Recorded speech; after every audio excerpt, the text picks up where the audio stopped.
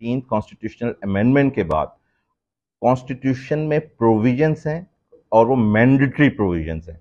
तो उसका जो पहला फोरम है वो ये है कि अगर आपकी रिजर्वेशन है किसी प्रोविंस की तो उस मैटर सीसीआई में जाएगा, जिसमें चारों वुज़रा आला भी मेंबर्स हैं और आपके प्राइम मिनिस्टर साहब की फेडरेशन की भी नुमाइंदगी है। और अगर वहां पर आपकी ग्रीवियंस की वो नहीं एड्रेस किया जाता हेयरिंग के बाद, तो ये मैटर जो है वो फिर मजलिस शूरा पार्लियामेंट की ज्वाइंट सिटिंग के अंदर जाएगा। तो पहला फोरम जो है वो हमारा सीसीआई है। हमने अपना पहला फोरम जो है उसको अप्रोच किया है। अगर हमारी रेमेडी वहां पर नहीं मिलती है तो हम सेकंड फोरम की तरफ जाएंगे, या हम थर्ड फोरम जिसको आप अपना कोर्ट ऑफ लॉ कहते हैं, और हमारा पाकिस्तान पीपल्स पार्टी का फोरम जिसको हम अवाम की अदालत कहते हैं, हम अवाम की अदालत में वजीर आला सिंध की तरफ से CCI council of common interest जो आइन के तहत बनाए उसके अंदर जमा कराई गई। अगर ऐसी सिचुएशन आती है कि वहां पे रेमेडी नहीं मिलती, रिस्पॉन्स नहीं मिलती, तो हम इस तरह अवाम की अदालत के अंदर जाएं। और जो जिन लोगों की आप बात कर रहे हैं, हम उनके एहसासात को भी समझते हैं, हम उनके एहसासात की रिस्पेक्ट करते हैं। जो आप नेशनलिस्ट की बात कर रहे हैं, लेकिन एहसासात सिंध की बका की बात अलग है, लेकिन सियासत चमकाना अलग है। तो बेहतर यह है कि हम एहतजाज से पहले कोशिश करें, क्योंकि इस एहतजाज की सियासत ने पाकिस्तान को, पाकिस्तान की मईशत को बहुत पीछे धकेला है। कि पहले जो डेमोक्रेटिक कॉन्स्टिट्यूशनल आईनी जो आपकी रेमेडीज हैं उनको अवेल किया जाए, और हमें वफाक से उम्मीद है, वफाक जो है वो सिंबल ऑफ फेडरेशन है, कि वो हमारी इन कंसर्न्स को एड्रेस करेगा। और सेकंड आपने बात की थी 26 अमेंडमेंट में मसरूफ थे। जी बिल्कुल, वो 26 अमेंडमेंट के अंदर मसरूफ से उनका पैगाम यही था कि हम एक पाकिस्तान की वसीतर मफाद में जुडिशल रिफॉर्म्स के ऊपर काम कर रहे थे। तो उसके ऊपर हमारी रिजर्वेशन के अगेंस्ट ऐसा नहीं है, क्योंकि हर चीज ये नहीं है कि बिलावल भुट्टो साहब खुद जाके करेंगे। उनकी एक टीम है, उनके कैबिनेट मेंबर्स हैं, रिस्पॉन्सिबल कंसर्न ऑनरेबल मिनिस्टर्स हैं, तो वो जाके काम करेंगे। और अकॉर्डिंगली जो हम मिनिस्टर इरिगेशन है रिस्पेक्टेबल जाम खान शोरो साहब, उन्होंने पीएसडीपी जब बन रही थी तो इसके ऊपर रिटर्न अपनी मुखालफत की स्टेटमेंट जमा कराई। By that may be chairman साहब मीन कि हम उस तरह रेजिस्ट उस पर पीएसडीपी वाले स्टेज पे नहीं कर सके। तो इसका मतलब ये नहीं है कि सीडीडब्ल्यूपी जब होने जाएगी या सीसीआई होगी, या जब इसकी कोई इस तरह से डिस्ट्रीब्यूशन के ऊपर कोई स्टेप लिया जाएगा तो हम खामोश रहेंगे।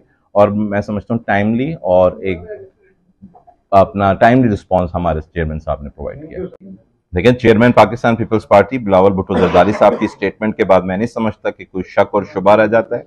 उन्होंने कैटेगोरिकली कहा कि पर्दे के पीछे ये मंसूबे जो हैं वो अप्रूव कराए जा रहे हैं, और कैटेगोरिकली हमारे जो मिनिस्टर साहब हैं रिस्पेक्टेबल जाम खान शोरो साहब, उनकी भी उसके अंदर रिजर्वेशन रिटर्न उसकी मुखालफत मौजूद है कि इस तरीके के मंसूबे जिसमें सिंध की वाटर डिस्ट्रीब्यूशन इफेक्ट हो सकती है वो काबिल कबूल नहीं हो। हाईवे अथॉरिटी अगर कोई पहला मंसूबा स्टार्ट करेगी तो वो सक्खर से लेके आपका कराची तक, हम हैदराबाद नहीं, क्योंकि वो वाला मोटरवे भी सो कॉल्ड मोटरवे, सक्खर से कराची तक का मोटरवे होगा। और हमें उम्मीद है, क्योंकि अब प्रेसिडेंट साहब is from Pakistan Peoples Party और वो अपना रोल प्ले करेंगे और वफाक से इस मंसूबे की तकमील को यकीनी बनाएंगे। इस पार्टी वफाक को पाकिस्तान के वसीतर मफाद में सपोर्ट कर रही है, नून लीग को सपोर्ट कर रही है। उसका ये मतलब नहीं कि मुआहिदों की पासदारी ना की जाए।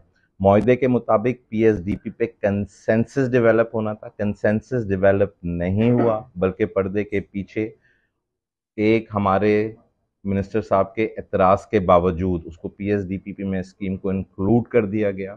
26 कॉन्स्टिट्यूशनल अमेंडमेंट के बाद जो सुप्रीम जुडिशल कमीशन मिली उसमें इक्वल रिप्रेजेंटेशन का जो मुआहदा था ट्रेजरी बेंचेस से, वो भी पूरा नहीं हुआ।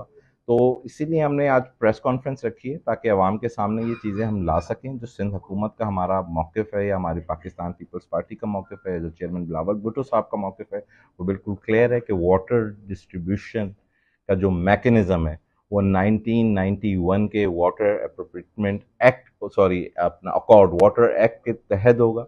और अगर उसके तहत नहीं हुआ तो हम हर हर हर सतह पर जाने के लिए तैयार हैं, और इस चीज़ को कभी एक्सेप्ट नहीं किया जाएगा जिसमें सिंध की ज़मीनें बंजर हों। और हम रिपीट कर रहे हैं, चोलिस्तान को बुनियादी सहूलतें ज़रूर मिलनी चाहिए। थर आ जाएँ, थर कैनाल आ जाएँ, आप आए थर के अंदर, थर कोल प्रोजेक्ट देखेंगे किस तरह वहाँ के लोगों को वेलबींग प्रोवाइड की गई, कैसे पानी को सैलिन सिस्टम के थ्रू, मुख्तलिफ टेक्नोलॉजीज़ को अडॉप्ट करके फिल्टर प्लांट के थ्रू लोगों को साफ़ पानी प्रोवाइड किया गया। तो पाकिस्तान पीपल्स पार्टी का मैं समझता हूँ मौक़िफ़ बिल्कुल क्लियर है, और ये क्यास आराई फैलाई जा रही है अपना ऐवान सदर के हवाले से। ऐवान सदर, Peoples Party, government of Sindh किसी ऐसी कैनाल के मुखालफत में नहीं है जिसमें सिंध का पानी जो है वो डिस्ट्रीब्यूशन में कमी आए। उसके अलावा अगर कोई कैनाल बनती है तो उसमें हमें